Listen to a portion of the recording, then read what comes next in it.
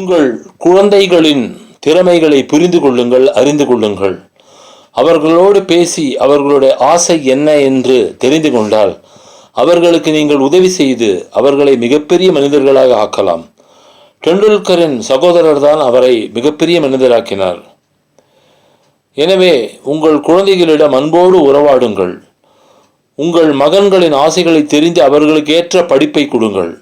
ஒரு தந்தை தன் மகன் எம்பிபிஎஸ் படிக்க வேண்டும் என்று ஆசைப்பட்டார். அவன் இன்ஜினியரிங் ஆசைப்பட்டான். அவர் எம்பிபிஎஸ் சீட்டு வாங்கி கொடுக்க அவன் பைத்தியமாகிவிட்டான். ஒரு தந்தை 2 மகன்களையும் டாக்டர் ஆக்கினார். ஒரு மகனுக்கு, மூத்த மகனுக்கு நல்ல பிஸ்னஸ், இளைய மகனுக்கு பிஸ்னஸ் இல்லை. ஆதலால் அவர் அந்த இளைய மகனை அடிக்கடி அவமானப்படுத்தி கொண்டிருந்தார். ஒரு நாள் அவன் தன்னுடைய புது மனைவியுடன் தற்கொலை புரிந்து கொண்டு விட்டான். ஒரு தந்தை தன்னுடைய மகனிடம் எப்பொழுதுமே சண்டை போட்டு கொண்டும் எரிச்சல் படுத்தி கொண்டும் அதிகாரம் காமித்து கொண்டும் அன்பே இல்லாத வகையில் அவனிடம் நடந்து கொண்டார். இவ்வாறு அவனுடைய 26வது வயது வரை அவர் நடந்து கொள்ள ஒரு நாள் அவன் டிப்ரெஷன் எனும் மனநோய்க்கு உள்ளானான். அதன் பிறகு அவனை அதிலிருந்து மீட்பது மிகப்பெரிய ஹிமாலயமான விஷயமாக ஆகிவிட்டது.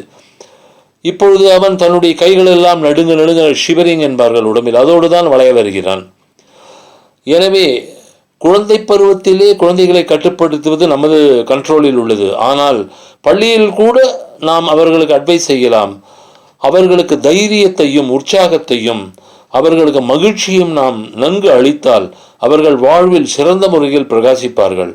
கம்யூனிகேஷன் கேப் என்பார்கள், அது இருக்கவே கூடாது. நம்முடைய மனைவியோ, நம்முடைய கணவனோ, நம்முடைய பாஸோ, நம்முடன் சக தோழர்களோ, சக மாணவர்களோ இவர்களிடம் சரியான வகையில் உரையாடி நாம் எல்லா விதத்தையும் நல்ல விதத்தில் முடித்து கொள்ள வேண்டும். நாம் வெற்றி பெற இதுவே மிகவும் முக்கியமானதாகும். எனவே கம்யூனிகேஷன் கேப் என்பதை ஒழித்து எல்லோரிடமும் உறவாடி அவர்களுடைய ஆசைகளை, அவர்களுடைய எதிர்பார்ப்புகளை எல்லாம் புரிந்து கொண்டு நீங்கள் வாழ்க்கையில் சென்றால் சத்தியமாக வெற்றி பெறுவீர்கள். உங்களுக்கு வாழ்த்துக்கள். நல்லபடி வாழுங்கள். உங்களை நான் வேண்டிக் கொள்கிறேன். கவலைப்படாதீர்கள். தைரியமாக செல்லுங்கள்.